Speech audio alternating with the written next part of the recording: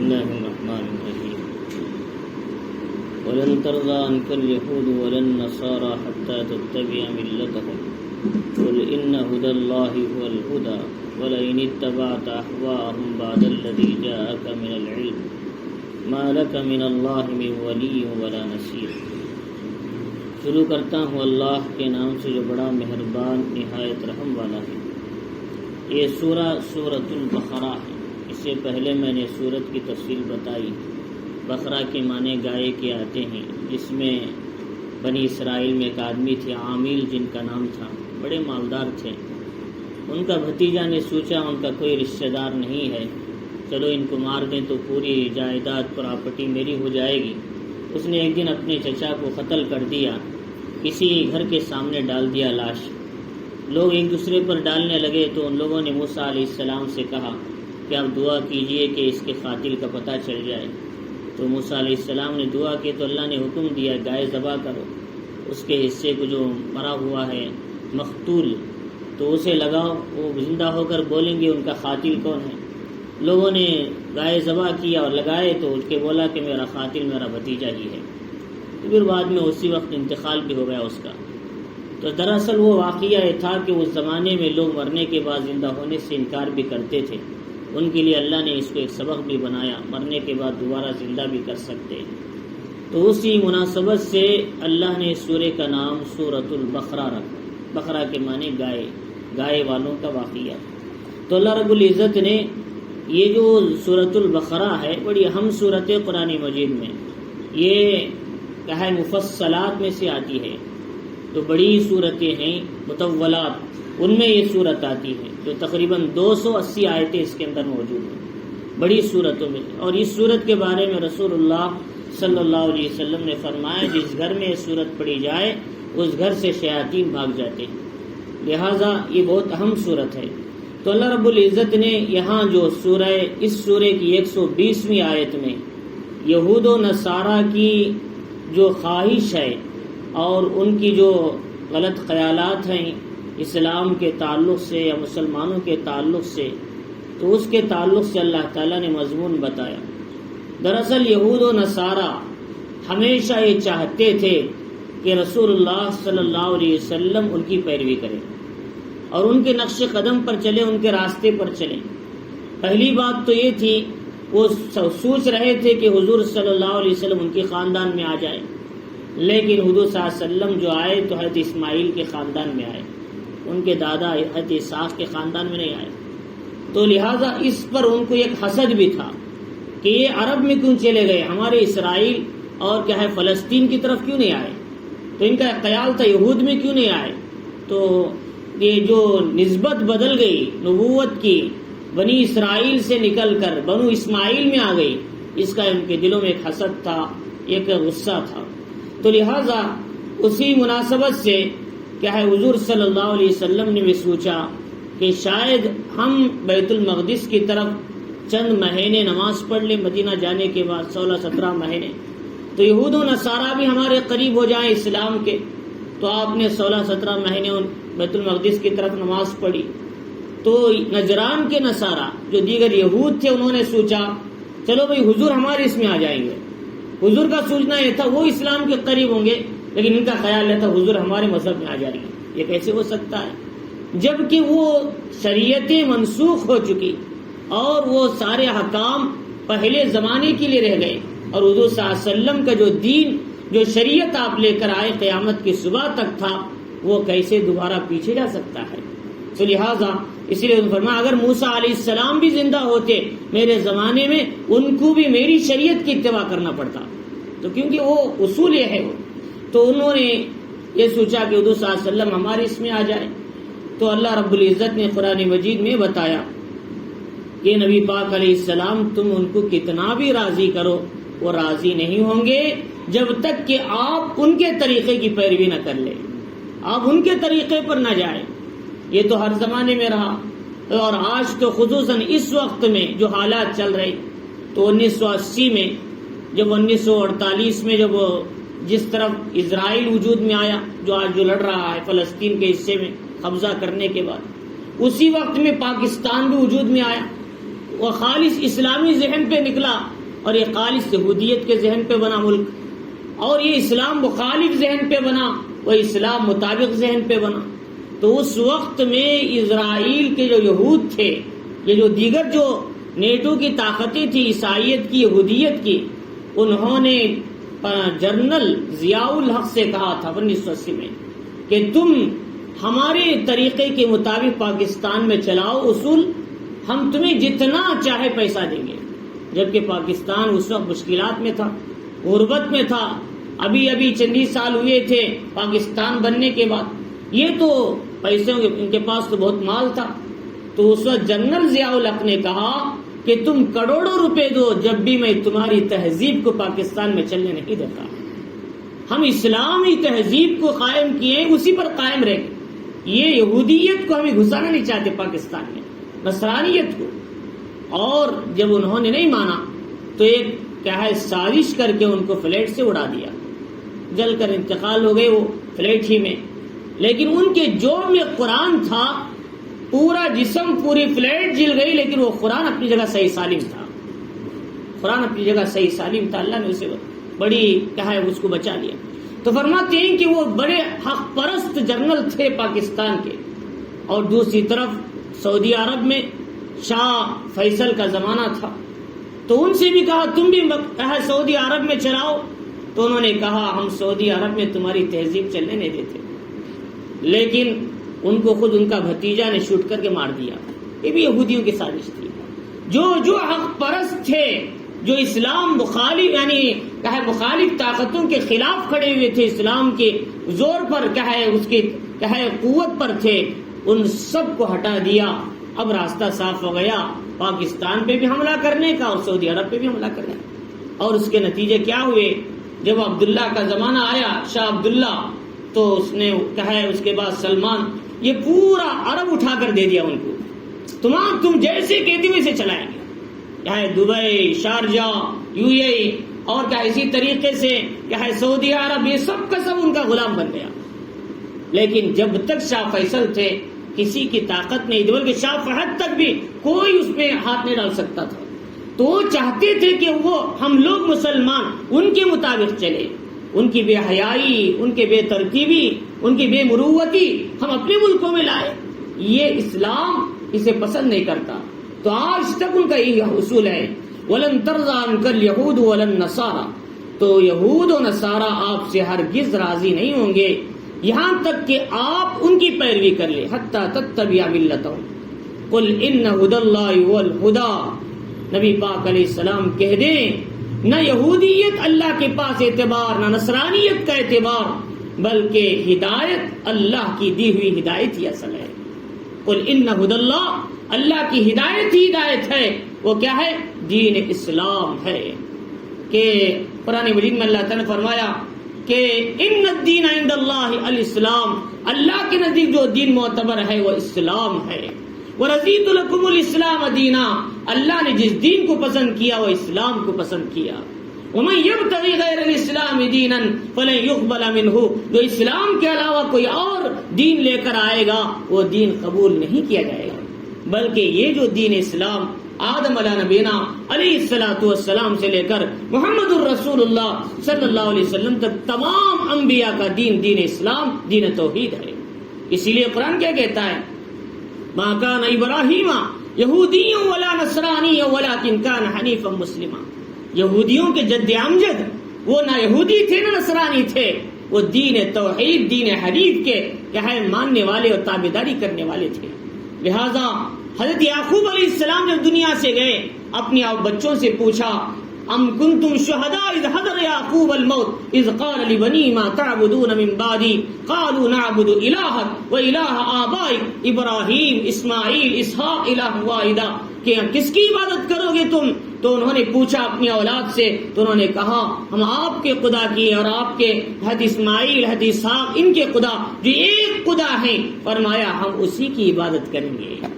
تو انہوں نے کیا سبق دیا کہ لوگ کہتے تھے حضرت یعقوب علیہ السلام مرتے وقت اپنی اولاد کو یہودیت کی تعلیم دے کر گئے تھے. قرآن کیا کہتا ہے؟ اسلام کی دعوت دے کر گئے تھے، اسلام کی نصیحت کر کے گئے. تو لہٰذا تو قرآن مجید کہتا ہے، ثابت کرتا ہے کہ دین جو معتبر ہے وہ دین اسلام ہی ہے، اسے چھوڑنے سے کیا ہے کوئی آدمی کامیاب نہیں ہو سکتا۔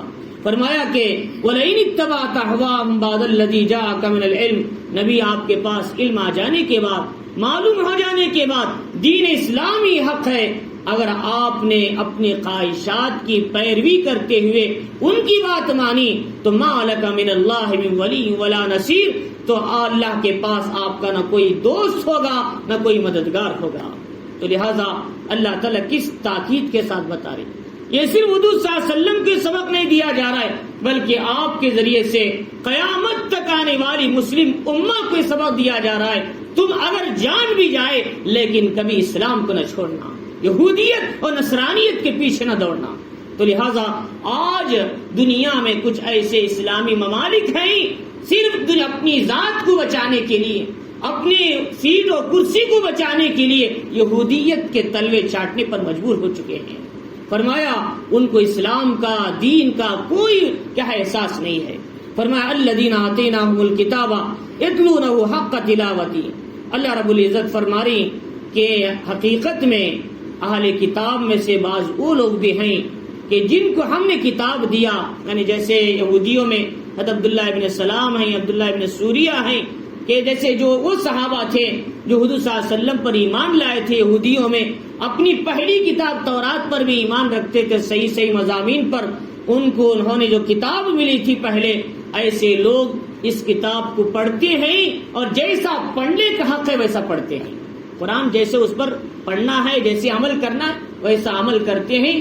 ایسے کچھ لوگ اہل کتاب میں سے الذین آتیناہم الکتاب، وہ لوگ جن کو ہم نے کتاب دیا وہ اس کی تلاوت کرتے ہیں جیسا تلاوت کرنے کا حق ہے۔ علماء مفسرین نے لکھا حق کا تلاوتی کا مطلب یہ ہے جب یہ قرآن مجید پڑھے تو جنت کی آیتوں پر کیا ہے اس کے وعدوں پر خوش ہو، اور جہنم کے آیتوں پر اللہ سے پناہ مانگے، اور فرمایا اس کے محکمات پر عمل کریں، اس کے متشابہات پر ایمان لائے، اور اس میں جو نبی کی جو ہے صراحتیں ہیں پچھلی کتابوں میں، اور وہ صحیح اور لوگوں کے سامنے اس کی وضاحت کریں، اور کیا ہے اپنی کتاب کے ساتھ قرآن مجید پر بھی ایمان لائے، تو یہ حقیقت میں کتاب پر عمل کرنے والے اور حق کی تلاوت ادا کرنے والے ہیں۔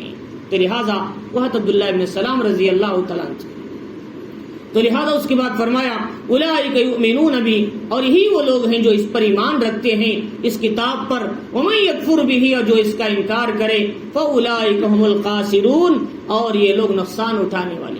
حضور صلی اللہ علیہ وسلم نے فرمایا اگر یہود کا بڑا مجمع تقریباً 40 یا اس اتنی مقدار میں اگر وہ اسلام لا لیتے تو یقیناً یہود بھی اسلام کے قریب ہو جاتے۔ جتنا اسلام کے قریب نصارہ ہیں اتنا یہود اسلام کے قریب نہیں ہیں۔ کبھی نہ کبھی نصارہ جو عیسائی ہیں وہ اسلام سے متاثر ہوتے ہیں، جیسا کہ حبشہ متاثر ہوا بادشاہ، جس کے دربار میں جب آئے کہ سورہ طٰہٰ سورہ مریم کی آیتیں پڑھی گئی تو ان کی آنکھوں سے آنسو جاری ہو گئے عیسائیوں، لیکن کسی یہود کے سامنے قرآن پڑھو کبھی اس کے آنکھوں میں آنسو آتے ہی نہیں۔ جتنا نصارہ اسلام کے قریب ہیں اتنا یہود ہیں۔ کیوں؟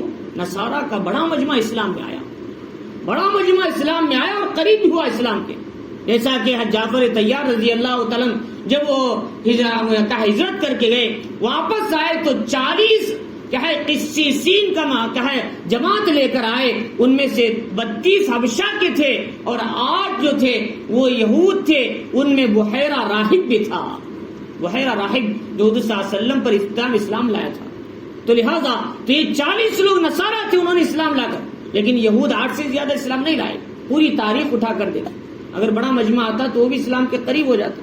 تو فرمایا ومن یکفر بہ، جو کوئی اس سے انکار کر دے، فاولئک هم الخاسرون، یہ لوگ نقصان اٹھانے والے۔ تو فرمایا یہ سبق صرف یہود و نصارہ کے لیے نہیں بلکہ ہم کو بھی ہے، ہم بھی کما حقہ قرآن کی تلاوت کرنا ہے۔ کیسے تلاوت کرنا؟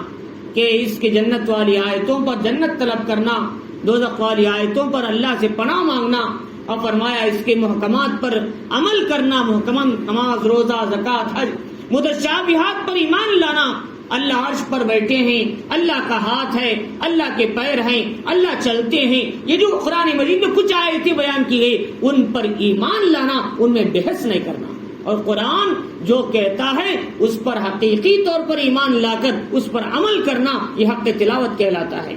اس کے حلال کو حلال جاننا، اس کے حرام کو حرام سمجھنا۔ فرمایا کہ اللہ رب العزت نے ان آیتوں کو ذکر کرنے کے بعد آگے بنی اسرائیل کو یاد دلایا، اے بنی اسرائیل کیا تم میری ان نعمتوں کو بھول گئے؟ یا بنی اسرائیل، اے بنی اسرائیل اذکروا نعمتی التی انعمت علیکم، میری ان نعمتوں کو یاد کرو جو میں نے تم پر کیا۔ میدان تی میں جا رہے تھے تو بادلوں کا سایہ تھا، کپڑے پرانے نہیں ہو رہے تھے، پانی کی ضرورت پڑی تو لاٹھی ماری، موسیٰ علیہ السلام نے 12 چشمے پتھر سے نکل گئے تمہارے پانی کے لیے، من و سلوہ آسمان سے اترتا رہا کھانا، تمہارے لیے ہر چیز ہم نے مہیا کیا۔ شاید کسی قوم کی اتنی نعمتیں ہم نے نہیں دی، لیکن اتنی نعمتیں ملنے کے باوجود کیا کیا؟ اور پھر میں نے تم کو تمام عالم والوں میں میں نے فضیلت عطا کی، تم وَأَنِّي فَضَّلْتُكُمْ عَلَى الْعَالَمِينَ، تمام جہاں والوں میں میں نے تم کو فضیلت دی۔ لیکن یہ فضیلت کب تک رہی؟ فرمایا جب تک محمد الرسول اللہ صلی اللہ علیہ وسلم معراج کے سفر پہ نہیں گئے۔ جب معراج کے سفر پہ گئے، حضور صلی اللہ علیہ وسلم دنیا میں تشریف لائے، حضور صلی اللہ علیہ وسلم نے تمام انبیاء کی امامت کیا مسجد اقصی میں، وہی جگہ آج صخرہ کے پیچھے یہود پڑے ہوئے جو گول گنبد بنا ہوا ہے، میں نے گزشتہ تفسیر میں بتایا تھا وہ عبد الملک بن مروان کا بنا ہوا گنبد ہے۔ اسی صخرہ میں حضرت عمر رضی اللہ تعالیٰ نے 16 سن ہجری میں بیت المقدس عیسائیوں نے حضرت عمر کے حوالے کیا تھا بغیر جنگ کے، اس میں نماز پڑھی تھی صخرہ میں، تو وہ وہی صخرہ ہے جہاں داؤد علیہ السلام بیٹھ کر زبور کی آیتیں پڑھتے تھے، وہ وہی صخرہ ہے جہاں سے حضور نے اپنا براق باندھ کر وہیں سے آسمانوں پہ تشریف لے کر گئے۔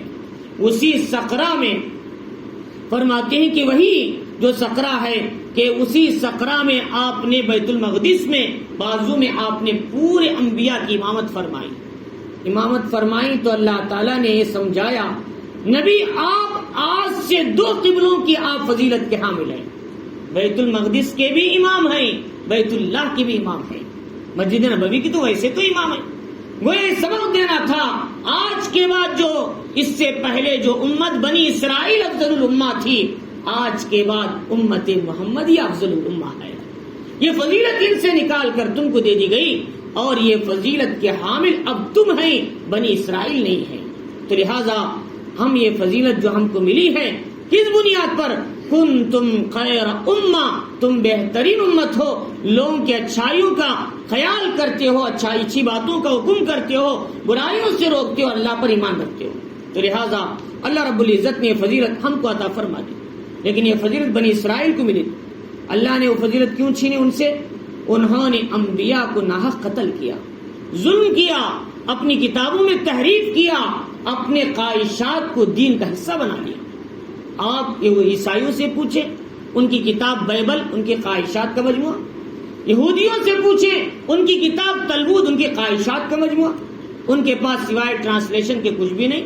تلمود ان کی کتاب ٹرانسلیشن ہے، بائبل ان کا ٹرانسلیشن ہے، اور بائبل میں اتنی غلطیاں ہیں، کبھی اٹھا کر مفتی تقی عثمانی صاحب کی کتاب ہے کہ کیا ہے بائبل سے قرآن تک، اور کیا ہے یہ کتاب اٹھا کر پڑھیں، فرماتے ہیں کہ اس میں آپ نے کھول کر رکھ دیا کہ بائبل میں کتنی غلط واحیات لکھی ہوئی ہیں انبیاء علیہ السلام کے تعلق سے۔ یہ لکھا ہوا ہے کہ حضرت لوط علیہ السلام نے نشے میں آ کر اپنی بیٹیوں سے گناہ کیا، بدکاری کی، کتنی غلط بات ہے۔ ایسی واقعات انہوں نے اپنی کتاب میں داخل کر دیا۔ اب بتاؤ یہ کیا کوئی تھوڑی کتاب ہے؟ یہ میرا اپنی خواہشات کا مجموعہ ہے۔ فرمایا اس لیے اب کوئی کتاب آسمانی باقی نہیں ہے، اب باقی ہے صرف قرآن مجید اپنی جگہ باقی ہے۔ تو اللہ تعالیٰ فرما رہی کہ افضل الامہ یہ فضیلت میں نے تم کو دی تھی۔ واتقوا یوما، پھر اللہ تعالیٰ نے ان کو ڈرایا، ڈرو اس دن سے، لا تجزی نفس عن نفس شیئا، کوئی نفس اس دن کسی نفس کا کچھ کام نہیں آئے گا۔ قرآن مجید میں اللہ رب العزت نے ایک جگہ بتایا یا ایھا الناس اتقوا ربکم واخشوا یوما لا یجزی والد عن ولدہ، یاد کرو یعنی ڈرو اس دن سے جس دن کوئی باپ اپنے بیٹے کا کچھ کام نہیں آئے گا، نہ بیٹا اپنے باپ کے کچھ کام آئے، نہ بیٹی اپنے ماں کے، نہ اپنی بیٹی کے. سورہ عبس میں اٹھا کر دیکھے، یوم یفر المرء من اخیہ وامہ وابیہ وصاحبتہ، سب اپنے اپنے اعمال نامے کی تلاش میں، نیکیوں میں دوڑ رہے ہوں گے، کوئی کسی کی فکر نہیں کرے گا. فرمایا ایسے صورت میں اے بنی اسرائیل تم ڈرو اس دن سے، کوئی نفس کسی نفس کا کچھ کام نہیں آئے گا. اس دن 3 باتیں بھی نہیں چلے گی. دنیا میں کوئی مصیبت پہ آتا ہے، پریشان ہوتا ہے، تو کوئی پھنس جاتا ہے تو لوگ بیل میں کچھ پیسے دے کر اسے چھڑا لیتے ہیں، مال دیتے ہیں، فدیہ دیتے ہیں. وہاں فدیہ نہیں چلتا کسی کا. کون فدیہ دے سکتا آخرت میں؟ حدیث قرآن مجید میں اللہ نے فرمایا اگر تم زمین بھر کا سونا اٹھا کر لے کر آؤ جب بھی تم جہنم کے عذاب سے بچ نہیں سکتے. قرآن کہتا ہے 3 پارے کے آخری میں. تو فرماتے ہیں اور دوسرا ولا تنفعها شفاعہ، دنیا میں سفارش کرتے ہیں وہ سیاستدان، وہ صاحب، یہ کرسی صاحب. فرمایا اس طریقے سے آخرت میں کسی کی سفارش نہیں چلے گی، صرف محمد الرسول اللہ صلی اللہ علیہ وسلم کی سفارش چلے گی. جب بھی حضور صلی اللہ علیہ وسلم جب کہ اللہ کے دربار میں سر جھکائیں گے، اللہ کی وہ تعریف کریں گے، کائنات میں کسی نے ایسی تعریف نہ کی ہوگی. اسی لیے حضور صلی اللہ علیہ وسلم کا نام آسمانوں میں احمد تھا. عیسیٰ علیہ السلام نے تو کہا من بعدہ اسمہ احمد، میرے بعد ایک نبی آنے والے ہیں جن کا نام احمد ہوگا. وہ آسمانوں میں ان کا نام احمد ہے. سب سے زیادہ اللہ کی تعریف کرنے والے. تو حضور کی شفاعت چلے گی، اس کے علاوہ کسی کی سفارش نہیں چلے گی. وَلَا هُمْ يُنصَرُونَ، نہ ہی وہاں کسی قسم کی مدد کی جائے. نہ مدد چلے گی، نہ سفارش چلے گی، نہ پیسے کا فدیہ چلے گا، کوئی کسی کا کچھ کام نہیں آئے گا. ایسے دن سے ڈرو اے بنی اسرائیل. اللہ تعالیٰ نے ان کو سبق دیا. پھر بھی وہ قوم ڈرنے والی کہاں تھی؟ وہ تو آج تک نہیں ڈری اور آج بھی کہتی ہے ہم سرکشی پر جمے رہیں گے اور قیامت تک جمے رہیں گے. اور یہ کہتے ہیں ہم اللہ کے بڑے چہتے ہیں، بڑے نیک ہیں ہم لوگ. یہ کون سی نیکی ہے جبکہ سارے گناہ ان کی زندگیوں میں چل رہا ہے، بدکاری ان کی صبح و شام کی عادت ہے. فرمایا کہ بے حیائی ان کا مرکز ہے. فرمایا کہ وہ کہتے ہیں نحن ابناء اللہ واحباہ، فرمایا کہتے تھے ہم اللہ کے دوست، اللہ کے قریبی. تو اللہ تعالیٰ نے کہا اے یہود، جب تم اللہ کے قریبی ہیں، اللہ کے دوست ہیں، ذرا مرنے کی تمنا کرو تاکہ اللہ سے جلدی مل جائے. جو آدمی دوست ہوتا ہے وہ اللہ سے جلدی ملنا چاہتا ہے، لیکن جب ان سے مرنے کے لیے کہا جاتا تو دوڑنے بھاگنے لگتے. اور بھی دنیا میں رہنا ہے ہم کو، اور بھی لذتیں اٹھانا ہے. تو اللہ تعالیٰ کہتے ہیں اگر تم واقعی اللہ سے محبت کرنے والے ہو پھر مر کر دکھاؤ، موت کو طلب کر کے دکھاؤ. قل یا ایھا الذین ھادوا ان زعمتم انکم اولیاء للہ من دون الناس فتمنوا الموت ان کنتم صادقین. قرآن کہتا ہے سورہ جمعہ میں. لیکن وہ لوگ موت سے بڑے ڈرتے تھے، اسی لیے جنگ سے بھاگتے تھے وہ لوگ. تو اللہ رب العزت فرماری کہ کیا ہے تم کوئی اللہ کے یہاں تمہاری دوستی کا، تمہاری قریبی کا کوئی اعتبار نہیں. اللہ رب العزت نے آگے بتایا اسی بنی اسرائیل بلکہ تمام انبیاء علیہ الصلوۃ والسلام کے جد امجد حضرت ابراہیم علیہ الصلوۃ والسلام کے سبق کو اللہ نے دہرایا. ابراہیم علیہ الصلوۃ والسلام بڑے توحید کے بڑے مضبوط پیغمبر تھے. فرماتے ہیں ابراہیم علیہ الصلوۃ والسلام جس ماحول میں پیدا ہوئے وہ ماحول بت پرستی کا تھا، بابل تھا، عراق کا ایریا. خود آپ کے والد کیا ہے آپ کو بت بنا کر دیتے، جاؤ بازار میں بیچو بابل کے. ابراہیم علیہ السلام کھینچ کر لے جاتے، کہتے لو بھائی نہ تمہارا کوئی نفع دینے والا ہے نہ نقصان دینے والا ہے، لو اس کو لو، تمہیں ابھی تباہ کرنے والا ہے. تو یہ کھینچ کر لے جاتے تو کسی کا ہاتھ ٹوٹتا، کسی کی کان ٹوٹتی، کسی کا ناک ٹوٹ جاتی. تو ان کے والد آزر نے کہا اب چھوڑ دے، تجھ سے کام ہونے کا نہیں، تو توڑ کے لائے گا دوبارہ، ہم بنا کر دے رہے، تم ناک کان توڑ کے لا رہے. تو لہذا ابراہیم علیہ الصلوۃ والسلام نے وہ کام چھوڑ دیا. تو اس کے بعد ابراہیم علیہ الصلوۃ والسلام نے سب سے پہلے اپنے ابا کو نصیحت کیا، کہا یا ابت لا تعبد الشیطان ان الشیطان کان للرحمن عصیا. ابا شیطان کی عبادت نہ کرو، شیطان رحمان کا نافرمان ہے، اس کی بات نہ مانو. حضرت ابراہیم علیہ السلام، حضرت آزر تو شیطان کی عبادت نہیں کر رہے تھے. بت کی عبادت کرنا شیطان کی عبادت کرنا ہے. آج دنیا میں جتنی بدعتیں چالو ہوئی ہیں وہ شیطان کی دعوت ہے. اس کی دعوت پر لبیک کہنے والے سب شیطان کی عبادت کرنے والے.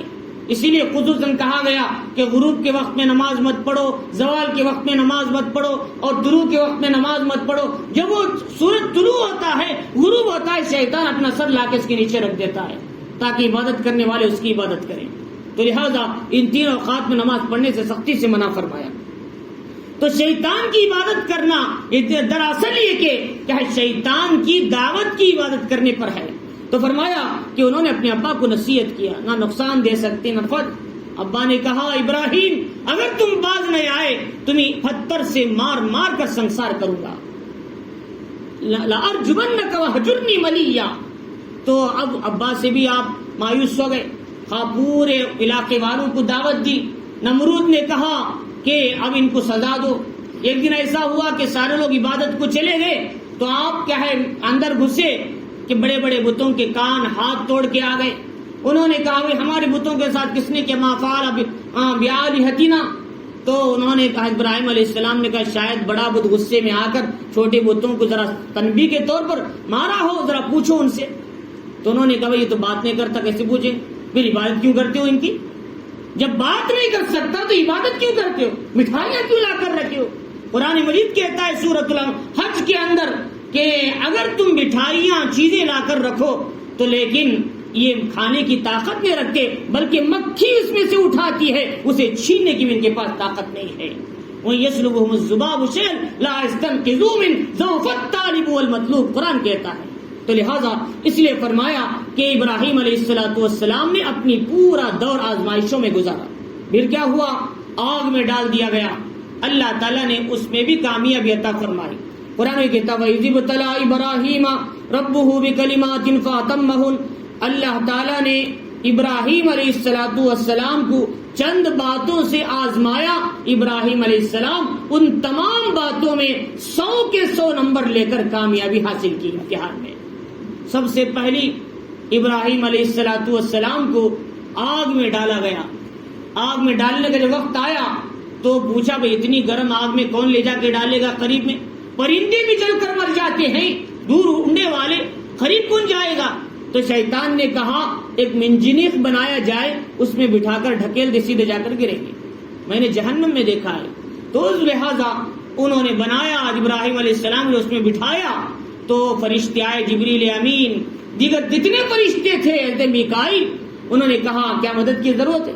فرمایا مجھے اب اس وقت کسی کی مدد کی ضرورت نہیں، میرا اللہ مجھے کافی ہے، حسبنا اللہ و نعم الوکیل، نعم المولا و نعم النصیر۔ تو اللہ تعالیٰ نے فرمایا کہ ابراہیم علیہ السلام اس امتحان میں بھی کامیاب ہو گئے۔ اللہ تعالیٰ نے پوری آگ کو ٹھنڈی کر دیا، گلے گلزار کر دیا، اور فرمایا بردن و سلام۔ اللہ نے کہا صرف بردن بولتے تو ٹھنڈ سے کیا حالت ہوتی، ابھی مر جاتا۔ اگر کسی آدمی کو فریزر میں بٹھا دیا جائے کیا زندہ رہے گا؟ 2 دن سے زیادہ مر جائے گا۔ اللہ نے صرف برد نہیں کہا، سلامتی کا لفظ بھی ساتھ میں ملا دی، ٹھنڈی نہ ہو بلکہ سلامتی بن جائے ابراہیم علیہ السلام کے لیے۔ تو لہذا اس کے بعد اللہ رب العزت نے پھر ابراہیم علیہ السلام کو آزمایا۔ 65 سال کی عمر میں، اتنے بڑی عمر میں بار بار اللہ سے مانگنے کے بعد حضرت ہاجرہ سے حضرت اسماعیل علیہ السلام ایک بیٹا دیا۔ جب بیٹا پیدا ہوا تو بڑی محبتوں سے ان کو اپنے پاس رکھے، ان سے محبت کرتے تھے، دیکھتے تھے۔ رات کو حکم ہوا ابراہیم اپنے بچے کو لے جا کر کوہ فارا کی چوٹیوں کے بیچ وادی میں تنے تنہا چھوڑ کے آؤ۔ وہاں کوئی جنگل نہیں بستا، پرندے تک نہیں رہتے وہاں پر، سنسان علاقہ ہے، انسان بسنا تو دور جانور بھی نہیں بستے، ایسی جگہ چھوڑ کے آؤ۔ قرآن مجید کیا کہتا ہے کہ وہ ابراہیم علیہ السلام نے کیا کہا تھا؟ اے اللہ، اللہ میں کیا ہے، قال رب انی اسکنت من ذریتی بواد غیر ذی زرع عند بیتک المحرم، اے اللہ میں نے غیر ذی زرع وادی کے اندر اپنی اولاد کو چھوڑ کے آیا ہوں۔ لہٰذا ابھی کعبۃ اللہ نہیں بنا، لیکن اشارہ تھا یہاں بنے کعبۃ اللہ، وہاں چھوڑ کے آ گئے ابراہیم علیہ السلام۔ اب اکیلے تنے تنہا چھوڑ کے کھجور پانی دے کے آ گئے۔ یہ بڑی آزمائش تھی، ابھی بچہ ہوا، چند روز تھا، اس کو دیکھنا نہیں، ابھی چند روز نہیں گزرے، فرمایا فوراً الگ کرو، جدا کرو۔ بڑی آزمائش، اس میں بھی کامیاب ہو گئے۔ پھر تیسری آزمائش جب بچہ چلنے کے قابل ہوا، فرمایا جاؤ اس بچے کو خدا کی راہ میں ذبح کرو، مینا کی وادی میں۔ اب لے کر گئے، 8 سال کے تھے، چلنے کے قابل ہوئے تو لے جا کر ذبح کرنے میں اس میں بھی کامیاب ہو گئے۔ یا ابراہیم قد صدقت الرؤیا انا کذالک نجزی المحسنین، اے ابراہیم تم نے خواب سچا کر کے دکھا دیا، جو حکم تھا وہ حکم تم نے پورا کیا۔ خواب انبیاء کا وحی کے درجے میں ہے، اس لیے ابراہیم علیہ السلام کو وحی نہیں آئی تھی، خواب جو دیکھا تھا اس پر آپ نے عمل کیا تھا، ذبح کا عمل۔ اور اس کے بعد حکم ہوا ابراہیم علیہ السلام اب کعبۃ اللہ کو بناؤ۔ اب کعبۃ اللہ کا بنانا بھی بڑا مشکل، اس کے لیے پتھر لانا، اس کے لیے جمع کرنا، کوئی آپ کا سہارا نہیں، صرف ایک حضرت اسماعیل ہے 15 سال کی عمر کے، فرمایا نوجوان ہیں، تو ابراہیم علیہ السلام نے اس میں بھی کامیاب۔ تو آزمائش پر آزمائش، امتحان پر امتحان، کامیابی پر کامیابی، ابراہیم علیہ السلام آتے ہیں۔ ابن عباس رضی اللہ تعالیٰ فرماتے ہیں، تفسیر ابن کثیر میں، معارف القرآن میں بھی بات ہے، فرماتے ہیں کہ حضرت ابراہیم علیہ السلام نے اسلام کے 30 اسباق کو مکمل کیا تھا۔ اسلام کے پورے اسلام کے 30 اسباق ہیں، ان میں سے 10 اسباق کیا ہے سورہ توبہ کے اندر ہے، التائبون العابدون الحامدون السائحون الراکعون الساجدون الآمرون بالمعروف والناہون عن المنکر والحافظون لحدود اللہ۔ یہ 10 احکام، یہ 10 احکام اسلام کے تھے، آپ نے اس پر پورے اترے، نماز بھی پڑھی، عبادت بھی کیا، روزہ بھی رکھا، اچھائی کا حکم بھی کیا، برائی سے روکا، اللہ کی حدود کی بھی حفاظت۔ اور 10 احکام سورہ مومنون میں بتائے، قد افلح المؤمنون الذین هم فی صلاتهم خاشعون۔ یہ 10 اسباق پر بھی پورے اتر کر آئے، عبادت بھی کامل، علم بھی کامل، عمل بھی کامل، اخلاق بھی کامل۔ فرمایا 10 اسباق کون سے تھے؟ قرآن مجید میں سورہ احزاب میں اللہ نے بتایا، ان المسلمین والمسلمات والمؤمنین والمؤمنات والقانتین والقانتات، یہ 10 اسباق پر گویا کہ اسلام کے 30 اسباق پر ابراہیم علیہ السلام نے مکمل عمل کر کے دکھایا۔ یہی کلمات ہیں اللہ تعالیٰ نے ابراہیم علیہ السلام سے آزمایا تھا۔ تو بہرحال جو بھی ہو، ابراہیم علیہ السلام کامیاب ہو گئے۔ جب کامیاب ہو گئے تو اللہ نے کیا دیا؟ ابراہیم علیہ السلام تم تو امتحان میں کامیاب ہو گئے، میری طرف سے کچھ انعام ملنا چاہیے۔ قال انی جاعلک للناس اماما، آج کے بعد ابراہیم علیہ السلام قیامت تک ہر قوم، ہر مذہب والے آپ کو اپنا مقتدا، اپنا پیشوا سمجھیں گے۔ اب کسی مذہب میں اٹھاؤ، عیسائیوں سے پوچھو، یہود سے پوچھو، اور کیا ہے بدھسٹ سے پوچھو، اور کافروں سے پوچھو، ہر ایک کہے گا ابراہیم علیہ السلام بڑے اچھے پیغمبر تھے، بڑے نیک تھے، بڑے اخلاق والے تھے، بڑے کردار والے تھے، قیامت تک آپ کا نام اچھائی سے لیا جائے گا۔ اور مقتدا پیشوا کے حساب سے فرماتے ہیں کہ حضرت ابراہیم علیہ السلام کے صرف خاندان میں فرمایا 2500 پیغمبر آئے تھے بنی اسرائیل میں، 2500 پیغمبر۔ اور ادھر اسماعیل علیہ السلام سے اللہ نے امام الانبیاء کو پیدا کیا آپ کی دوسری نسل سے۔ اور ایک تیسرا رستہ ہے جو مدین کی طرف جاتا ہے، جہاں سے حضرت شعیب علیہ السلام جو قدیم الانبیاء کہلاتے ہیں، ان کو اللہ تعالیٰ نے آپ کی نسل سے پیدا کیا۔ جہاں دیکھو آپ کی نسل سے انبیاء پیدا ہو رہے، فقہاء، علماء، زہاد، احبار، رہبان کو اللہ نے پیدا کیا۔ تو ابراہیم علیہ السلام کو اللہ نے مقتدا بنایا، اور فرمایا کہ مقتدا وہی بنتا ہے پہلے خود ہدایت یافتہ ہو۔ جب آدمی خود ہدایت یافتہ نہیں تو دوسروں کی کیا ہدایت کرے؟ ہم ہمیشہ دعا کرتے ہیں ربنا ہب لنا من ازواجنا وذریاتنا قرۃ اعین، اے اللہ ہماری اولاد، ہماری بیویوں کو ہماری آنکھوں کی ٹھنڈک بنا، وجعلنا للمتقین اماما، اے اللہ ہم کو متقیوں کا پیشوا بنا۔ ہم خود متقی ہیں تو دوسروں کے کیا پیشوا بنیں گے؟ پہلے ہم کو بننا ہے متقی، ہم کو جب بنیں گے تو دوسروں کی کیا ہے رہبری کریں گے۔ تو لہٰذا ہم یہ کوشش کرنا ہے ہم کیا ہے پہلے سیدھے رستے پر آ جائیں۔ تو فرماتی قال ومن ذریتی، ابراہیم علیہ السلام نے کہا اللہ مجھے تو آپ نے پیشوا بنا دیا، میری اولاد کا کیا ہوگا؟ بنی اسرائیل ہیں، بنی اسماعیل ہیں۔ تو اللہ نے کہا ابراہیم علیہ السلام دیکھو اگر تمہاری اولاد میں بھی غلط روش والا کوئی ہے، نافرمانی کوئی کرتا ہے، ہدایت کے راستے کو کوئی چھوڑتا ہے، فرمایا تمہارا بیٹا ہی کیوں نہ ہو، تمہارے خاندان کا کیوں نہ ہو، لیکن ایسے لوگوں کو میری ہدایت نہیں ملتی، میرا عہد ان کے بارے میں کچھ بھی نہیں ہے۔ لوگ کہتے ہیں بھائی فلاں بزرگ کا دامن پکڑ کے جنت میں چلے جائیں گے، اللہ کہتے ہیں ابراہیم علیہ السلام کا دامن پکڑ کے بھی جنت میں نہیں جا سکتے اگر تمہاری زندگی میں توحید اور عمل نہیں ہے۔ قرآن کہتا ہے ابراہیم علیہ السلام کا دامن، جیسے امام کیا ہے خطیب کیا ہے خلیل اللہ ہے، ان کا دامن پکڑ کے بھی جنت میں نہیں جا سکتے اگر تمہاری زندگی میں توحید نہیں ہے، عمل نہیں۔ تو لہذا کہ نوح علیہ السلام کے بیٹے کو نہیں دیکھا گیا، موجیں آ کر ختم کر کے چلے گئی۔ لوط علیہ السلام کی بیوی کو نہیں دیکھا، اللہ کا عذاب آیا، تباہ ہو گئی وہیں پر۔ لہذا اللہ کہتے ہیں یہاں پیر زادگی یا پھر کیا ہے بیٹا، نبی کے بیٹے، نبی کی بیٹیاں، یہ نہیں دیکھا جائے گا۔ اگر وہ یہ توحید پر ہے، عمل پر ہے، تو پھر ہم اس کو پیشوا بھی بنائیں گے اور مقتدا بھی بنائیں گے۔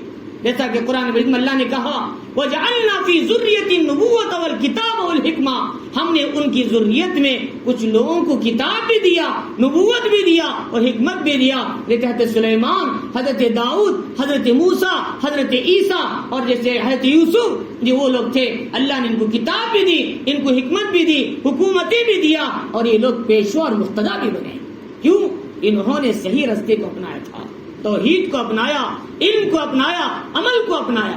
لیکن جنہوں نے گمراہ ہو گئے، یہ یہود آج ہیں، لیکن اللہ کے ان کی کوئی قدر نہیں ہے۔ یہ اگرچہ کہ اپنے آپ کو پیشوا سمجھتے ہیں، لیکن اللہ کے نظر میں یہ کوئی پیشوا نہیں ہے۔ اور عیسائی یہ کوئی پیشوا نہیں، کیوں؟ انہوں نے راستے کو بدل لیا۔ آج دنیا میں، پوری دنیا میں صرف 2 کروڑ یہودی ہیں، پوری دنیا میں 2 کروڑ یہودی، لیکن 1.5 ارب مسلمانوں پر حکومت کرنا چاہتے ہیں۔ 2 کروڑ یہودی 1.5 ارب مسلمانوں پر حکومت کرنا چاہتے ہیں۔ اب سوچو کہ وہ کس سازش کے پیچھے لگے۔ لیکن اللہ رب العزت فرما رہے تم جتنی بھی طاقت لگا لو لیکن اسلام ہی غالب ہو کر رہے گا، کتنی بھی طاقت لگا لو۔ کیا ہے ہر زمانے میں اللہ نے ان کی طاقتوں کو توڑ کر دکھایا۔ ابھی قریب میں ان کے ساری میکینیکل سسٹم نظام خراب ہو گیا اور کام کرنا چھوڑ دیا، اللہ نے مسلمانوں کو غالب کیا۔ اور ایسے ہی دیگر ممالک میں بھی اللہ نے ایسی طاقتوں کو تباہ کر دیا۔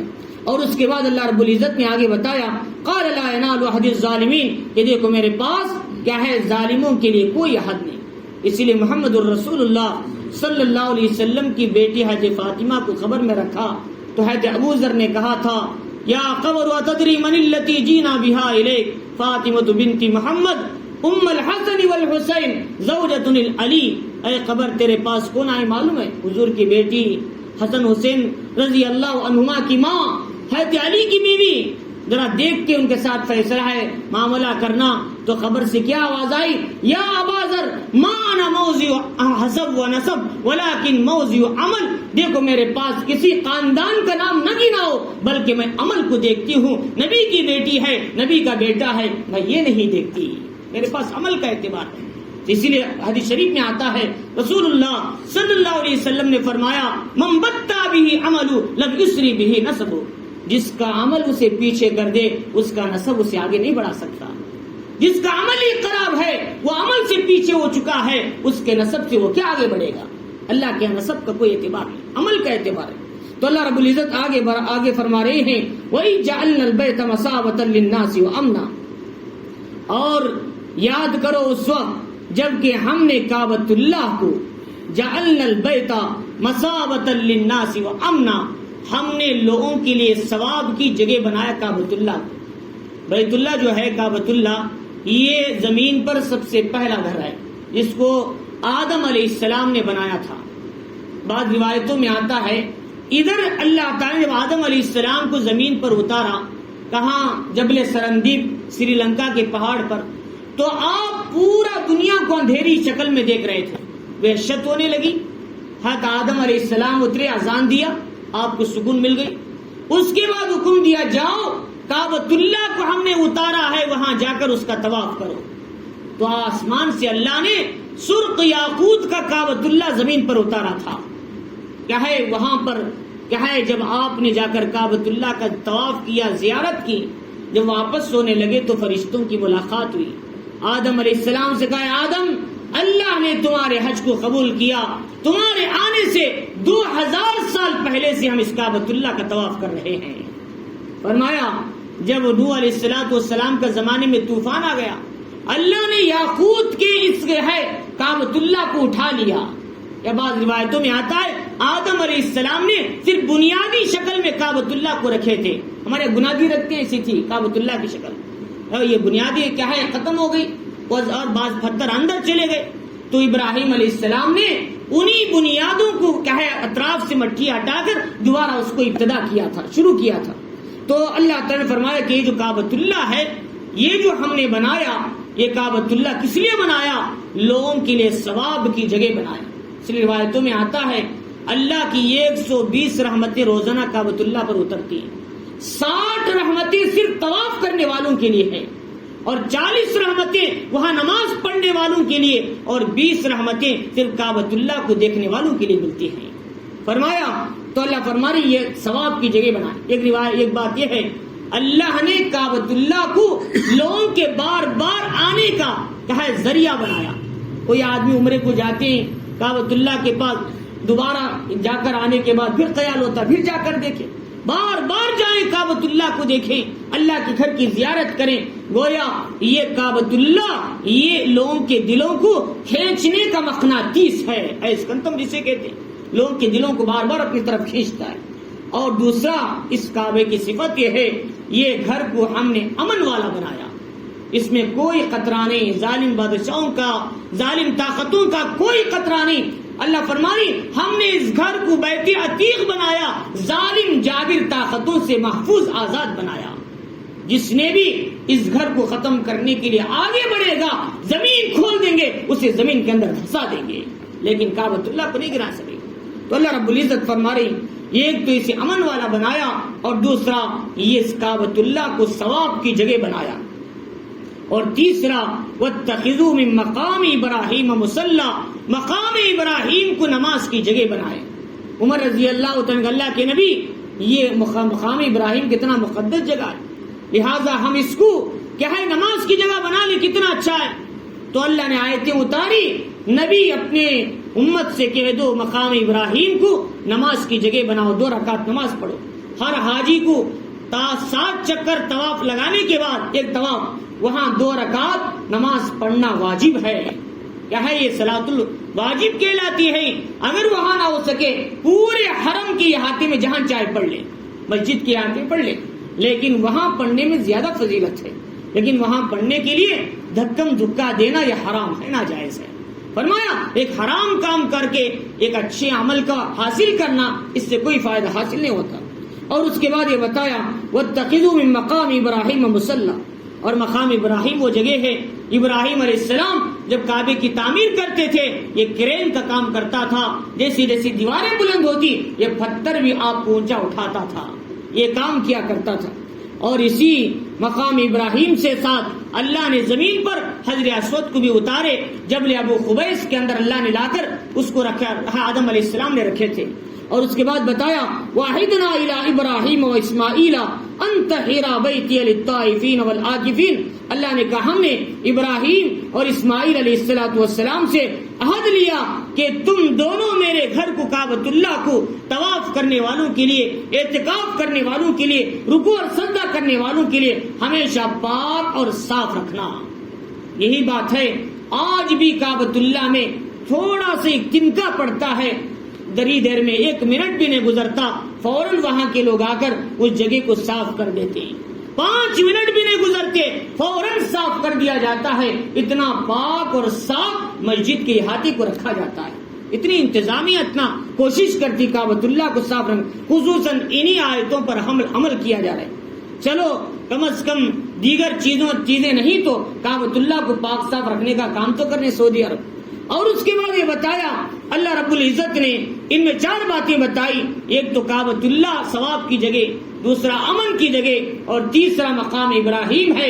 اور فرمایا چوتھا یہ کعبۃ اللہ کو اللہ نے ہمیشہ کھلا پاک اور صاف رکھنے کا حکم دیا. لہٰذا یہ مسجد ہمیشہ کھلی رہتی ہے، جب چاہے نماز پڑھ سکتے. اللہ رب العزت نے آگے بتایا کہ وَإِذْ قَالَ إِبْرَاهِيمُ رَبِّ اجْعَلْ هَٰذَا بَلَدًا آمِنًا. ابراہیم علیہ السلام نے جب کعبۃ اللہ کو بنا دیا، بنانے کے بعد اللہ تعالیٰ سے کہا اللہ میں نے بنا دیا، کیا کرنا ہے اس کا؟ فرمایا اعلان کرو آ کر اس کی عبادت کریں، لوگ آ کر اسے طواف کریں۔ تو اے اللہ میری آواز کہاں تک جائے؟ تم آواز تو لگاؤ، ہم ماں کے پیٹ میں رہنے والے بچوں تک آواز کو پہنچائیں گے، باپوں کے پیٹ میں رہنے والی سلبوں میں بات پہنچائیں گے۔ آواز لگائی تو آپ جو باپوں کے پیٹ میں تھے، ماؤں کے پیٹوں میں جو بچے تھے، جن جن روحیں تھی نسمہ کی شکل میں، سب نے بھی لبیک کہا۔ جس نے لبیک کہا وہ ضرور کعبۃ اللہ کی زیارت کرے گا اور حج عمرہ کر کے رہے گا۔ اگر کسی نے 100 مرتبہ کہا تو 100 مرتبہ کہا وہ حج کرے گا۔ اور روایتوں میں آتا ہے سب سے پہلے حضرت ابراہیم کی آواز کو لبیک کہنے والے یمن کے لوگ تھے۔ کیوں؟ یمن والے حضور صلی اللہ علیہ وسلم کے نانی کے خاندان کے تھے۔ یمن والوں نے سب سے پہلے آپ کی آواز پر لبیک کہا تھا۔ تو اس کے بعد کیا ہے، اللہ رب العزت نے پھر حکم دیا جبرائیل علیہ السلام کو جاؤ، کیا ہے ابراہیم علیہ السلام کو مناسک حج سکھلا کے آؤ۔ آپ کو لے کر گئے عرفات کے میدان میں، پھر فرمایا یہ عرفات کا میدان یہاں وقوف کرنا، مزدلفہ حرات میں وقوف کرنا، مینا یہاں کنکر مارنا، فرمایا ساری تفصیلات، یہاں قربانی کرنا، یہاں بال کاٹنا، ساری تفصیلات بتا دی۔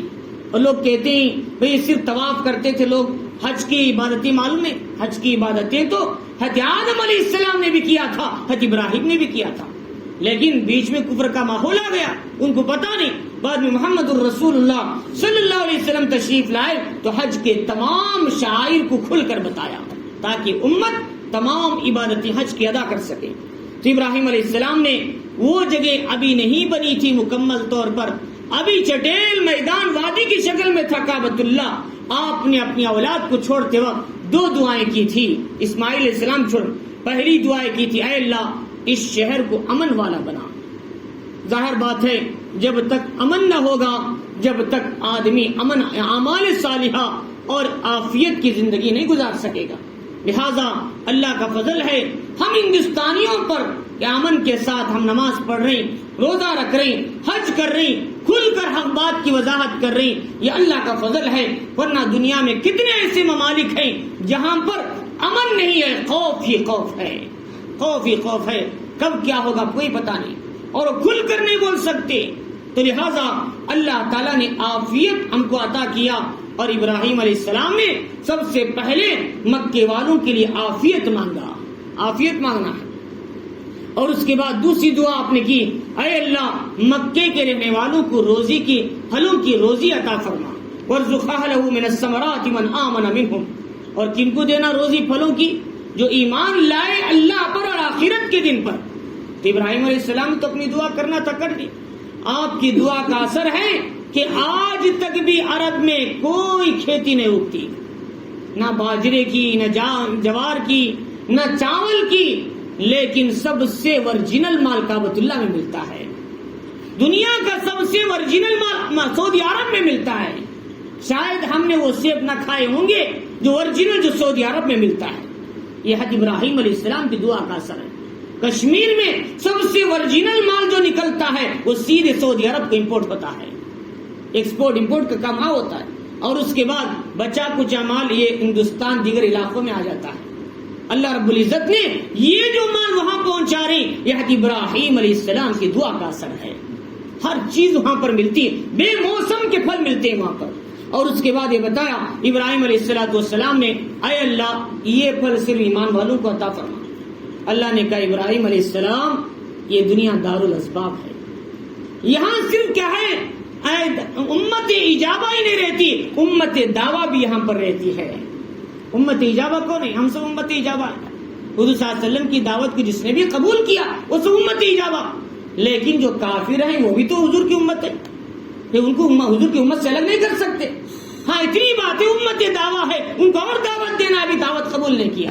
فرمایا کہ ابراہیم علیہ السلام یہ دنیا دارالاسباب ہے، یہاں ہر ایک کو نعمتیں ملتی ہیں، کافر کو بھی، ملحد کو بھی، یہود کو بھی، نصارہ کو بھی، کہے مجوس کو بھی، صحابی کو بھی، ستاروں کی عبادت کرنے والے کو بھی، سورج کی پوجا کرنے والے کو بھی، سب کو برابر نعمتیں ملتی ہیں۔ کیوں؟ اللہ کے یہاں دنیا کی کوئی قدر و قیمت نہیں ہے، اللہ کے یہاں دنیا کی کوئی قدر و قیمت ہے تو اللہ کے یہاں ایمان والے کی قدر و قیمت ہے۔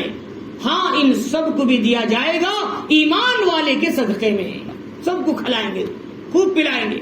اسی لیے شریف میں کیا آتا ہے، لو کانت الدنیا تعدل عند اللہ جناح بعوضۃ ما سقى کافرا منها شربا. حدیث میں آتا ہے اللہ کی یہاں دنیا کی قدر و قیمت ایک مچھر کے پر کے برابر بھی ہوتی تو اللہ کسی کافر کو گھونٹ پانی بھی نہ پلاتا. لیکن اللہ کی یہاں دنیا کی قدر و قیمت مچھر سے بھی کمتر ہے، مرے ہوئے کتے سے بھی کمتر ہے.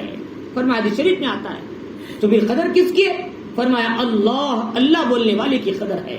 فرماتے ہیں تو آپ نے فرمایا دنیا کا نظام سب کو کھلاتے ہیں اللہ تعالیٰ، اور لیکن ثم استرہ الی عذاب النار، لیکن جب مرتے ہیں یہ لوگ تو سیدھے جہنم میں چلے جاتے ہیں. ایمان والوں کے لیے جنت کھلی ہے، حور غلمان کھلے ہیں، زبرجد زمرد کے بالا خانے کھلے ہیں. وہاں نہ پیشاب پاخانہ کا نظام، نہ وہاں تو ہر چیز کہے آرام سے مل جاتی ہے، کھاتے اور پیتے ہیں، ڈکار اور پسینے سے ان کا کھانا ہضم ہو جاتا ہے. ان کی زبان سے اللہ کی تسبیح و تحمید ایسے جاری ہوتی ہے جیسے سانس ان کی چلا کرتی ہے. حدیث شریف میں آتا ہے. تو فرمایا جنت صرف ایمان والوں کے لیے، آخرت میں دنیا ہی میں سب کو، کافروں کو سب کو ملے گا، لیکن مریں گے تو سیدھے جہنم میں چلے جائیں. وہ بھی اصل مسیر، اور جہنم بہت برا ٹھکانہ ہے. ابراہیم علیہ السلام نے جب کعبۃ اللہ کے قواعد کو بلند کیا، اور اسماعیل علیہ السلام بھی تھے جب کعبۃ اللہ کی بنیادوں کو اٹھا رہے تھے، تو لہٰذا بعض لوگ کہتے ہیں ابراہیم علیہ السلام نے اندر سے تعمیر کی تھی، بنیادوں سے. ایسا نہیں، وہی جو بنیادیں آدم علیہ السلام کے زمانے کی تھی انہی بنیادوں کو اوپر سے ایسا شروع کیا، پھر عمارت تعمیر کی. قواعد کہتے ہیں بنیادوں کے اوپر سے تعمیر شروع کرنا، اوپر اٹھانا. لہذا اسی کو لفظ قواعد کا لفظ آتا ہے. فرمایا کہ اس میں حضرت اسماعیل علیہ السلام بھی تھے، حضرت اسماعیل علیہ السلام کا نام بھی لا لیا. تو آپ نے اس کو بلند کیا اور تعمیر مکمل کیا. تو ربنا تقبل منا انک انت السمیع العلیم، آپ نے دعا کیا اے اللہ ہم نے کعبۃ اللہ تو بنایا، ہماری چھوٹی سی محنت تھی، اے اللہ ہماری محنت کو قبول فرما، بے شک آپ سننے والے اور جاننے والے ہیں. اسی سے علماء مفسرین نے، علماء محدثین محققین نے لکھا آدمی کتنا بھی اونچا عمل کرے، مسجد بنائے، مدرسہ بنائے، دین کے کاموں میں ساتھ دے، رفائی کاموں میں کام کرے، فرمایا کام کر کے اپنے آپ کو فخر میں نہ ڈالے، بلکہ چھوٹے بنے، اللہ تعالیٰ سے دعا کرے اے اللہ ہم نے جو کام کرنا تھا کر لیا، لیکن اس کام پر قبولیت کی سیل لگانا آپ کا کام ہے. اگر آپ قبول ہی نہ کریں تو کام کر کے کیا فائدہ؟ لوگ کہتے ہیں میں کعبہ مسجد بنا دی، بنڈا لگاؤ فوراً. بنڈا لگائیں گے تو یہاں سیل نہیں لگے گی آخرت کی، اللہ کی سیل سے معروف ہو جائیں گے. تو کس کی سیل لینا چاہتے ہیں؟ 60-70 سالہ زندگی کی سیل، یہ لامحدود زندگی کی سیل لینا چاہتے ہیں. فرمایا اس سیل کو، دنیا کی سیلوں کو ختم کرو، آخرت کی سیل لگے گی کہ ہمارے اعمال مقبول کہلائیں گے. اگر ہم دنیا میں دوسروں کو دکھانے کے لیے کام کریں گے، اپنے آپ کو نیکی کر کے فخر میں ڈالیں گے، اللہ تعالیٰ کہتے ہیں ایسے لوگوں کے اعمال مقبول نہیں کہلائیں گے. تو لہذا عمل کرنا ایک کام ہے، عمل کو مقبولیت تک پہنچانا دوسرا کام ہے. لہذا ہم اللہ سے دعا کرنا اے اللہ ہم نے جو کام کیا یہ کام ہماری طاقت سے نہیں کیا، اپنے فضل سے آپ نے کام ہم سے کروایا، اے اللہ اس کام کو مقبولیت عطا فرما، اس کام سے امت کو فائدہ عطا فرما، یہ دعا کرنا ہے. تو لہذا ابراہیم علیہ السلام سے کہ اس آیتوں سے سبق ہم کو ملتا ہے. ربنا وجعلنا مسلمین لک ومن ذریتنا امۃ مسلمۃ لک، انہوں نے دعا کی اے اللہ ہم کو ہم کہے اپنے تابعدار بنا، اور میری امت میں سے یعنی ہماری اولاد میں سے بھی ایک جماعت کو تو اپنا تابعدار بنا. چنانچہ قیامت تک ایک جماعت قائم رہے گی جو دین توحید پر رہے گی، دنیا کی کوئی طاقت ان کو اسلام سے نہیں پھیر سکے گی. وہ قیامت تک دین کی خدمت کا، دین کی تجدید کا کام کرتے رہے گی. اللہ رب العزت نے دنیا میں ایسی جماعت کو چلایا جو قیامت تک اللہ کے احکام کو، حضور صلی اللہ علیہ وسلم کی سنتوں کو لے کر چلیں گے. فرمایا وَأَرِنَا مَنَاسِكَنَا وَتُبْ عَلَيْنَا إِنَّكَ أَنْتَ التَّوَّابُ الرَّحِيمُ. پھر آپ نے دعا کیا کہ اے اللہ ہمیں اپنی عبادتیں سکھا، ہم عبادت کیسے کرنا ہے، وَتُبْ عَلَيْنَا ہماری توبہ قبول فرما، إِنَّكَ أَنْتَ التَّوَّابُ الرَّحِيمُ بے شک آپ توبہ قبول کرنے والے بڑے مہربان ہیں. تو ابراہیم علیہ السلام کتنی عاجزی سے دعا کر رہے ہیں، ہم سب کو دعا کرنا ہے. اور اس کے بعد یہ بتایا ابراہیم علیہ السلام کو اللہ تعالیٰ نے یہ امتحانات میں کامیابی کے بعد ایک تو مقتدا اور پیشوا بنائے، دوسرا اللہ رب العزت نے کہا کہ اے ابراہیم علیہ السلام ہم تم سے آرزو یعنی یہ تم کو اختیار دیتے ہیں، اب تم کیا مانگنا چاہتے ہیں مانگو، اس لیے کہ تم نے ہمارے تمام امتحانات میں کامیابی حاصل کی۔ ابراہیم علیہ السلام یہ کہتے ہیں، اے اللہ مجھے بہترین بنگلہ عطا فرما، بہترین شہر عطا فرما اور بہترین باغ عطا فرما۔ اللہ ابراہیم علیہ السلام نے جو دعا مانگی وہ دعا مانگی جو پوری کائنات کے لیے رحمت بن کر آ گئے۔ محمد الرسول اللہ صلی اللہ علیہ وسلم کی دعا ابراہیم علیہ السلام نے کیا تھا۔ آپ نے کہا ربنا، اے ہمارے پروردگار، وبعث فیہم رسولا، انہی عربوں میں انہی خاندان میں ایک رسول کو بھیج۔ اسی لیے حضور صلی اللہ علیہ وسلم نے کیا فرمایا، اللہ تعالیٰ نے بنو کنانہ سے اللہ تعالیٰ قریش کو چنا، قریش میں سے بنو ہاشم کو چنا، بنو ہاشم میں سے اللہ تعالیٰ نے مجھ کو چنا اور اللہ نے پیغمبر بنا دیا۔ تو انہوں نے کہا انہی میں سے ایک رسول کو بھیج۔ وہ کیا کرے؟ 3 کام کرے رسول۔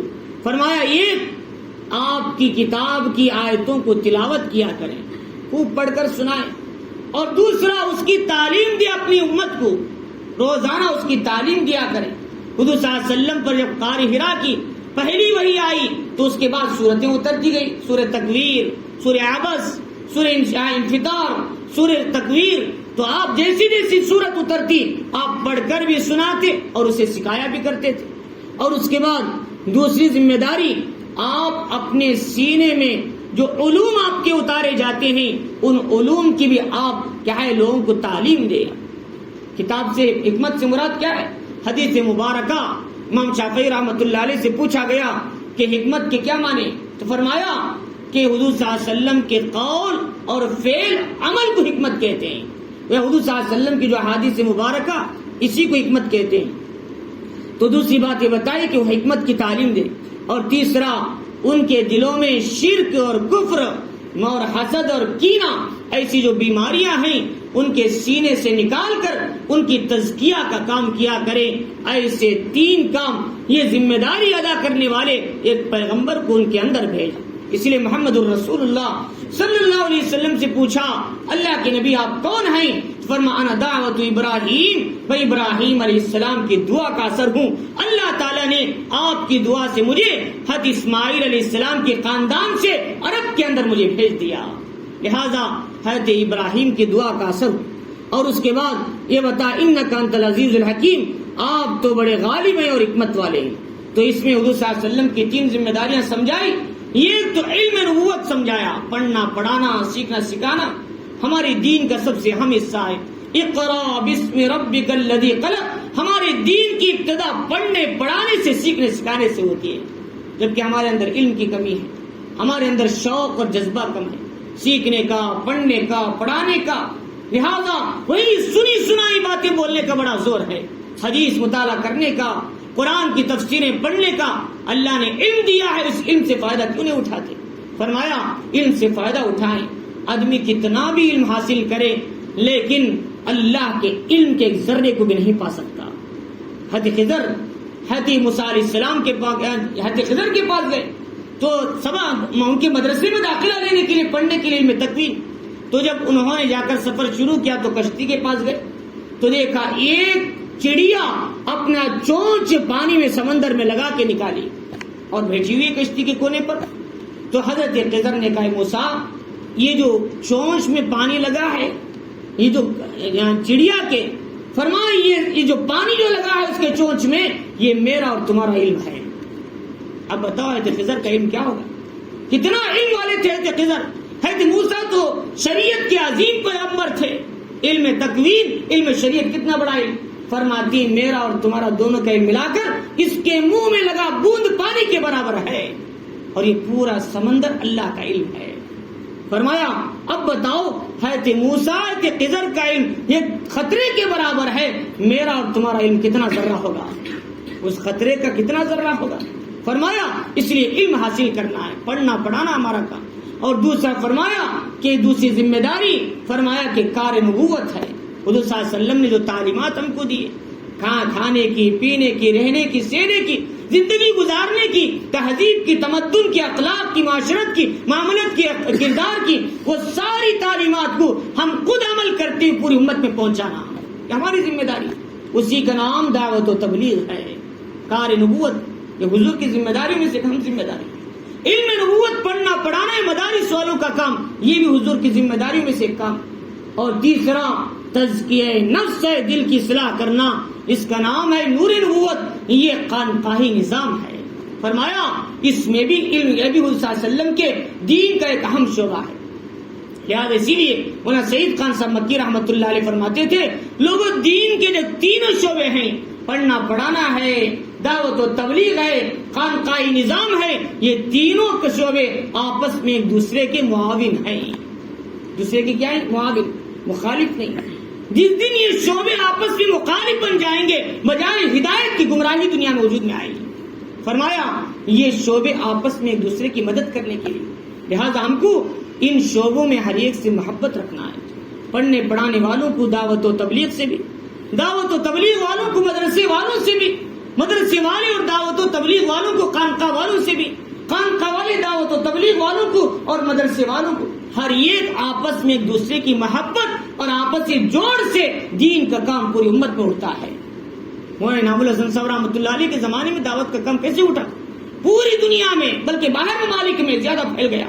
یوسف جی رحمۃ اللہ علیہ کے زمانے میں کام کیسے پھیلا؟ یہ کیوں؟ اس لیے کہ تینوں شعبوں نے آپس میں جڑ کر کام کیا تھا. مولانا الیاس صاحب رحمۃ اللہ علیہ جہاں آپ پڑھتے پڑھاتے تھے گنگو مدرسے میں، رشید احمد گنگوئی رحمۃ اللہ علیہ کے مدرسے میں، آپ وہیں دعوت و تبلیغ کا کام بھی کرتے تھے دن میں. اسی وقت میں آپ 10-15 دن کے لیے شاہ عبد الرحیم رائے پوری رحمۃ اللہ علیہ کے خانقاہ میں بھی جاتے تھے. ابھی چند روز پہلے مولانا شاہد سہارنپوری رحمۃ اللہ علیہ کا انتقال ہو گیا. ناظم تھے سہارنپور کے، ایک مرتبہ مینا مسجد میں آئے تھے، ہم سب علماء تھے اننتپور کے. آپ نے پوری تفصیل بتائی مولانا الیاس صاحب رحمۃ اللہ علیہ کی زندگی. آپ نواسے ہیں حضرت شیخ الحدیث زکریا صاحب رحمۃ اللہ علیہ. آپ زیادہ جانتے ہیں اس خاندان کو، پورا خاندان ان کا قریب قریب ایک دوسرے سے ملا ہوا ہے. تو لہذا تو فرماتی کہ تینوں شعبے آپس میں ایک دوسرے کے معاون ہیں. ہم سب ان تین شعبوں کو لے کر چلنا ہے اور کام کرنا ہے. تو فرمایا تو ان آیتوں کے اندر اللہ رب العزت نے پہلی بات یہ بتائی کہ دیکھو یہود و نصارہ چاہتے ہیں کہ تم اپنا مذہب چھوڑ کر ان کے مذہب کی اتباع کرو، لیکن یاد رکھو اللہ کے یہاں یہودیت نصرانیت کا اعتبار نہیں، دین اسلام کا ہی اعتبار ہے. اگر تم دین اسلام لے کر آئے ہو تو تم کامیاب ہو، اگر اسے چھوڑ کر تم نے کوئی اور مذہب طریقہ لے کر آؤ گے تو یقیناً تم ناکام کہلاؤ گے. اس لیے تم دنیا سے جب ایسے ہی جانا، اسلام اور ایمان اور توحید کے ساتھ جانا، کوئی اور مذہب کو اختیار نہ کرنا. اور اس کے بعد یہ بتایا اللہ رب العزت نے قرآن مجید کو جیسا پڑھنے کا حق ہے اسے پڑھے اور اس پر عمل کرے. فرمایا کہ اللہ تعالیٰ کی نعمتوں کو یاد کریں. ان نعمتوں میں سے ایک نعمت اللہ نے ہم کو افضل الامہ بنایا. یہ فضیلت بنی اسرائیل سے اٹھا کر ہے تمام جہاں والوں میں ہم کو افضل بنایا. اس فضیلت کو اپنے برقرار رکھنا ہے تو کیا کرنا؟ فرمایا قرآن پر عمل کرنا، سنت نبوی کو پر عمل کرنا اور اس کی اشاعت کا کام کرنا. جو ذمہ داری ہم کو دی گئی وہ ذمہ داری کو پورا کرنا، خود بھی چلنا دین پر اور دوسروں کو دین کی دعوت دینا. اور اس کے بعد یہ بتایا اللہ رب العزت نے ابراہیم علیہ السلام کو کیا ہے اللہ تعالیٰ نے کئی باتوں سے آزمایا. ساری کی ساری باتوں میں آپ کامیاب رہے، لہذا دین کے مکمل حصے پر آپ کام کرنے والے تھے. جب جا کر ہی اللہ تعالیٰ ابراہیم علیہ السلام کو واتخذ اللہ ابراہیم خلیلا اپنا دوست ہونے کا آپ کو شرف عطا فرمائے. اور اس کے بعد یہ بتایا کہ جو کوئی مسجد بنائے، مدرسہ بنائے، دین کا کام کرے تو یہ سمجھو کہ یہ کام کر کے فخر مت کرو بلکہ چھوٹے بن کر اللہ سے اس کام کی مقبولیت کی دعا مانگا کرو. فرمایا اللہ تعالیٰ نے ہمارے لیے محمد الرسول اللہ صلی اللہ علیہ وسلم کو بھیجا اور دین کے شعبے عطا کیے. ان تمام شعبوں کو لے کر چلنا اور اس پر اپنی زندگی گزارنا یہ ہماری ذمہ داری ہے. اللہ تعالیٰ ہم سب کو ان آیتوں کو سمجھنے اس پر عمل کی توفیق عطا فرمائے.